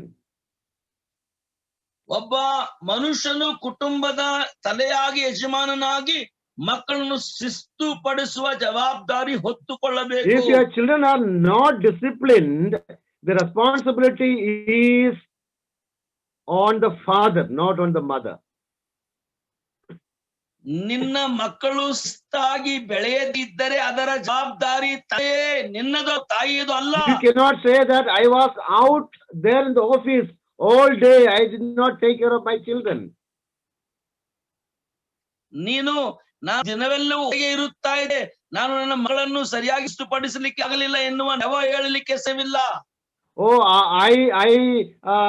I loved my children, therefore I never punished them. ನಾನು ಮಕ್ಕಳನ್ನು ಬಹಳ ಪ್ರೀತಿಸುವವನಾಗಿದೆ, ಅದಕ್ಕೆ ಅವರನ್ನು ಶಿಕ್ಷಿಸಲಿಲ್ಲ ಅಂತ ಕೂಡ ಹೇಳಲಿಕ್ಕೆ ಸಾಧ್ಯವಿಲ್ಲ.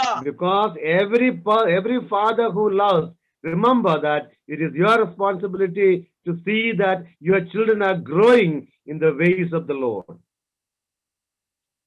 ಪ್ರತಿಯೊಬ್ಬ ಮಗಳನ್ನು ಪ್ರೀತಿಸುವಂತ ತಂದೆ ಈ ಮಾನಿನಿಗೆ ನೆನಪಲಿ, ನಿನ್ನ ಮಕ್ಕಳು ಶಿಸ್ತಿನಲ್ಲಿ ಬೆಳೆಯುವಂತೆ ಮಾಡು. So you must be able to discipline your children according to the word of God. ನೀನು ಮಕ್ಕಳನ್ನು ದೇವರ ವಾಕ್ಯಕ್ಕೆ ಅನುಸಾರವಾಗಿ ಶಿಸ್ತುಪಡಿಸುವನಾಗಿರಬೇಕು. Let me go further from here to the point number 7. ನಾನು 7ನೇ ಅಂಶಕ್ಕೆ ಮುಂದೆ ಹೋಗುತ್ತಾ ಇದ್ದೇನೆ. I think this is how you behave within your culture. ನೀನು ಸಂಸ್ಕೃತಿ ಯಾವ ರೀತಿಯಾಗಿ ವರ್ಸುತ್ತೋ ಅದರ ಬಗ್ಗೆ ಇದೆ ಇದು. In every culture has its own norms and its own taboos or things that they should not do. ಪ್ರತಿಯೊಂದು ಸಂಸ್ಕೃತಿಯಲ್ಲಿ ತಮ್ಮದೇ ಆದಂತ ವಿಶೇಷಗಳು, ಕೆಲವು ಕಾರಣಗಳಿವೆ. A man must behave within the culture and show respect to the cultural norms. ಒಬ್ಬ ಪುರುಷನು, ಕುಟುಂಬದ ಯಜಮಾನನು ಪ್ರತಿಯೊಂದು ಸಂಸ್ಕೃತಿಗೆ ತಕ್ಕಂತೆ ವರ್ತಿಸುತ್ತಾ ಅದಕ್ಕೆ ಗೌರವ ಕೊಡಬೇಕು. Every culture is good. ಪ್ರತಿಯೊಂದು ಸಂಸ್ಕೃತಿ ಒಳ್ಳೆಯದೇ. But there may be some practices in every culture which is not good. ಅನೇಕ ಸಂಸ್ಕೃತಿಗಳ ಕೆಲವು ಅಭ್ಯಾಸಗಳು ಒಳ್ಳೆಯದಲ್ಲ, ಕೆಟ್ಟದಾದಂತ ಪದ್ಧತಿಗಳು ಇರಬಹುದು. So we must avoid those, unbiblical, worldly practices. But at the same time, we must also understand that it is within the culture we communicate, and therefore every man should behave rightly and decently within the culture. ನಮ್ಮ ಸಂಸ್ಕೃತಿಯಲ್ಲಿ ಸತ್ಯವೇದಕ್ಕೆ ವಿರೋಧವಾದಂತಹ ವಿಷಯಗಳನ್ನ ನಾವು ಮಾಡಬಾರದು, ಬಿಟ್ಟು ಬಿಡಬೇಕು. ಆದ್ರೆ ಸಂಸ್ಕೃತಿಯ ತೋಡಿಯಲ್ಲಿ ನಾವು ಜ್ಞಾನವುಳ್ಳವರಾಗಿ ವರ್ತಿಸುವವರಾಗಿರಬೇಕು. Okay, let me go further from here. ನಾನು ಇಲ್ಲಿಂದ ಮುಂದಕ್ಕೆ ಹೋಗ ಬಯಸುತ್ತೇನೆ. A matured man will always recognize that the call to leadership is a call to repentance and humility and risk taking. ಪ್ರತಿಯೊಬ್ಬ ಪರಿಪಕ್ವವುಳ್ಳ ಪುರುಷನು ತನಗೆ ಬಂದಂತ ನಾಯಕತ್ವದಲ್ಲಿ ಪಶ್ಚಾತ್ತಾಪ, ದೀನತ್ವ ಮತ್ತು ಜವಾಬ್ದಾರಿಯನ್ನು ತೆಗೆದುಕೊಳ್ಳುವಂತ ಕರ್ತವ್ಯ ಇದೆ ಎಂದು ಅರ್ಥ ಮಾಡಿಕೊಳ್ಳುತ್ತಾನೆ. There will be occasions where you as a man, as a leader, you need to repent of the things that you have done. ನೀನು ಒಬ್ಬ ಮನುಷ್ಯನಾಗಿ, ಪುರುಷ ನಾಯಕನಾಗಿ ಕೆಲವು ಮಾಡಿದಂತ ಕೆಲಸಗಳಿಗಾಗಿ ಪಶ್ಚಾತ್ತಾಪಡಬೇಕಂತ ಕೆಲಸ ಅವಶ್ಯಕತೆ ಬರ್ತದೆ. ಕೆಲವು Always remember that you are not inerrant. There can be errors in your life. ಯಾವಾಗಲೂ ಸರ್ವಶಕ್ತಿ ಸಾರ್ವಭೌಮನ ಅಲ್ಲ ಅಂತ ನೆನಪಿಟ್ಟುಕೋ. There can be mistakes in your life. ನಿನ್ನ ಜೀವನದಲ್ಲಿ ತವಳು ಆಗಬಹುದು. So therefore, whenever you realize that you have gone wrong in your speech or in your action, remember to repent and turn back to God. ನೀನು ನಿನ್ನ ಮಾತಿನಲ್ಲಿ, ನಿನ್ನ ಕೆಲಸದಲ್ಲಿ ತಪ್ಪಿದಾಗ ಪಶ್ಚಾತ್ತಾಪ ಪಟ್ಟು ದೇವರ ಕಡೆಗೆ ತಿರುಗಿಕೊಳ್ಳಬೇಕೆನ್ನುವುದು ನೆನಪಿರಲಿ. There is nothing wrong in saying sorry when you are, when you find that you are wrong. ನೀನು ತಪ್ಪಿದಾಗ ಕ್ಷಮಿಸಿ ಅನ್ನುವ ಮಾತು ಹೇಳುವುದರಲ್ಲಿ ಯಾವ ತಪ್ಪು ಇಲ್ಲ. Many times men will have difficulty to say this word sorry. ಅನೇಕ ಸಾರಿ ಪುರುಷರು ಸಾರಿ ಅಥವಾ ಕ್ಷಮಿಸಿ ಅನ್ನುವ ಮಾತಕ್ಕೆ ತುಂಬಾ ಸಂಕೋಚತಾರೆ. But if you are a matured man, you will be able to identify your problems and repent about that, and also say sorry to the people who are involved in that. ನೀನು ಒಂದು ವೇಳೆ ಪರಿಪಕ್ವವುಳ್ಳ ಪುರುಷನಾಗಿರುವುದಾದ್ರೆ ನೀನು ಖಂಡಿತವಾಗಿ ಆ ಕ್ಷಮಿಸು ಎನ್ನುವ ಮಾತು ಹೇಳಿ ಅದನ್ನು ಸರಿಪಡಿಸಿಕೊಂಡು ಮುಂದೆ ಹೋಗುತ್ತಾ.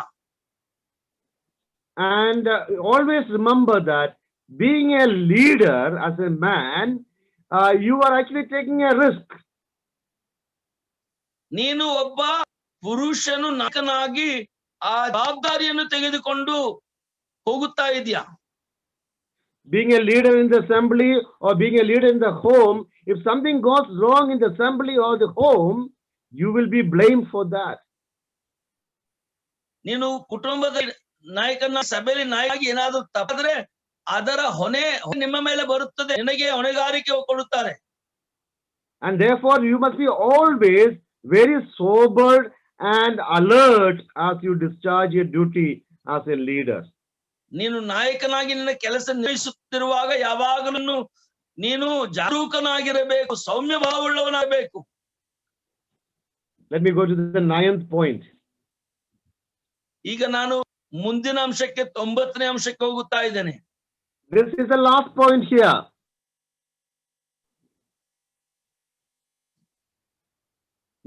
Man as a leader must take leadership in his relationship with his wife. ಇಲ್ಲಿ ಪುರುಷನು ಹೆಂಡತಿಯೊಂದಿಗೆ ಸಂಬಂಧ ವಿಷಯವಾಗಿರುವ ಅಂಶ ಇದು. After marriage, in the initial days we see, men are active, men are very, happy with their marriage. But after some time, we don't see that the romantic love relationship continue all the days of their life. ಈ ಪುರುಷರು ಮರೆಯಾದ ಹೊಸ ದಿನಗಳಲ್ಲಿ ತುಂಬಾ ಪ್ರೀತಿಯುಳ್ಳವರಾಗಿ, ಪ್ರಣಯವುಳ್ಳವರಾಗಿ ಜೀವಿಸರೆ ದಿನಗಳು ಕಳೆದ ಹಾಗೆ ಅಷ್ಟು ಪ್ರೀತಿಯುಳ್ಳವರಾಗಿ ಇರುವುದಲ್ಲದೆ ನಾವು ಕಾಣುತ್ತೇವೆ ಪುರುಷರನ್ನು. Women always want to have a very romantic love with their husbands. ಸ್ತ್ರೀಯರು ಯಾವಾಗಲೂ ತಮ್ಮ ಪುರುಷರೊಂದಿಗೆ ಆ ಪ್ರೀತಿಯಲ್ಲಿ ಪ್ರಣಲಿ ತೊಡಗಿರಬೇಕಂತ ಆಶೆ ಪಡುವರಾಗಿದ್ದಾರೆ. But many men shy away from that. ಅದರಿಂದ ಅನೇಕ ಪುರುಷರು ನಚ್ಚಿಕೊಂಡು ಹೋಗುತ್ತೆ. But let me tell you this evening, you as a matured man must be able to take leadership in your family life. ನೀನು ಒಬ್ಬ ನಾಯಕ ಹೊಂದಿದಂತ ಒಬ್ಬ ಪರಿಪಕ್ವ ಪುರುಷನ ಕುಟುಂಬವನ್ನು ಸರಿಯಾಗಿ ನೋಡಿಕೊಳ್ಳುವನಾಗಿರಬೇಕು. So as a man, there are 9 areas where you need to show your leadership. ನೀನು ಪುರುಷಾಗಿ ಒಂದು ಸ್ಥಳದಲ್ಲಿ ನೀನು ನಾಯಕತ್ವವನ್ನು ತೋರಿಸುವನಾಗಿರಬೇಕು. ಇವತ್ತು ನಾವು ನೋಡಿದ್ರೆ We were actually running through all these points. ನಾವು ಇವೆಲ್ಲಾ ಅಂಶಗಳಲ್ಲಿ ಸ್ವಲ್ಪ ವೇಗವಾಗಿದ್ದೇವೆ. Because we are in a Bible school, I am sure that I am talking to people who can understand the scripture. ನಾಲಿ ಸತ್ಯ ಶಾಲೆ ಇರುವುದರಿಂದ ಖಂಡಿತವಾಗಿ ಸತ್ಯವೇದದ ಅರ್ಥ ಮಾಡಿಕೊಳ್ಳುವಂತ ವಿದ್ಯಾರ್ಥಿಗಳಿದ್ದಾರೆ ಅಂತ ನಾನು ನಂಬ್ತೇನೆ. If I preach on these things, probably I'll take more time to cover these 9 points. ನಾನು ಒಂದ್ ವೇಳೆ ಮೇಲೆ ಪ್ರಸಂಗ ಮಾಡಿದ್ರೆ 9 ಅಂಶಗಳನ್ನು ಅರ್ಥ ಪ್ರಸಂಗಿಸಲು ಸಮಯ ಹಿಡಿಯಬಹುದು. But always remember, all the men, these are your responsibilities as a leader. ಪ್ರತಿಪಕ್ಷ ಮಾಡಿಕೊಳ್ಳಿ, ನೀವು ನಾಯಕರಾಗಿ ಇದು ನಿಮ್ಮ ಜವಾಬ್ದಾರಿ ಆಗಿದೆ. It's already 9 o'clock now, so I don't want to take your extra time today. ಈಗಲೇ 9 ಗಂಟೆ ಆಗಿರೋದ್ರಿಂದ ನಿಮ್ಮ ಹೆಚ್ಚಿನ ಸಮಯವನ್ನು ನಾನು ತೆಗೆದುಕೊಳ್ಳಿಕ್ಕೆ ಇಷ್ಟಪಡ್ತಾ ಇಲ್ಲ. I am sorry for all that, network issues that has happened in between. ಮಧ್ಯದಲ್ಲಿ ಅಂತ ತಾಂತ್ರಿಕ ಸಮಸ್ಯೆಗಳಿಗಾಗಿ ನನ್ನನ್ನು ಕ್ಷಮಿಸಿ. There is a heavy rain here and thunder and lightning happening outside. I praise God, still, I was able to get this connection. ಇಲ್ಲಿ ಮಣಿಪಾಲದ ತುಂಬಾ ಮಳೆ, ಗುಡುಗು, ಸಿಡಿಲು ಇದೆ. ಕರ್ತನು ಕಾರ್ಯವನ್ನು ನಡೆಸಿಕೊಟ್ಟಿದ್ದಕ್ಕೆ ನಾನು ಕರ್ತನಿಗೆ ಸಲ್ಲಿಸ್ತೇನೆ. And let us continue the study tomorrow. ನಾವು ನಾಳೆ ಈ ಕಾರ್ಯವನ್ನು ನಮ್ಮ ಕೆಲಸವನ್ನು ಮುಂದುವರಿಸೋಣ. So when we come together tomorrow, we will study about women. ನಾಳೆ ನಾವು ಸ್ತ್ರೀಯರ ಬಗ್ಗೆ ಅಭ್ಯಾಸ ಮಾಡೋಣ. So we will understand why a woman is created. ನಾಳೆ ನಾವು ಸ್ತ್ರೀ ಆತಕ್ಕೆ ಸೃಷ್ಟಿಸಲ್ಪಟ್ಟಿದ್ದಾಳೆ ಎನ್ನುವುದನ್ನು ಕಲಿಯೋಣ. Okay, now I will just conclude here. I will also say the major 3 responsibilities of man. ಇವತ್ತು ಇಲ್ಲಿ ಸಮಾಪ್ತಿ ಮಾಡುತ್ತಾ ಸಂಕ್ಷಿಪ್ತವಾಗಿ 3 ಪುರುಷರ ನಾಯಕತ್ವ ಲಕ್ಷಣ ಬಗ್ಗೆ ಮಾತಾಡ್ತಾ ಇದ್ದೇನೆ.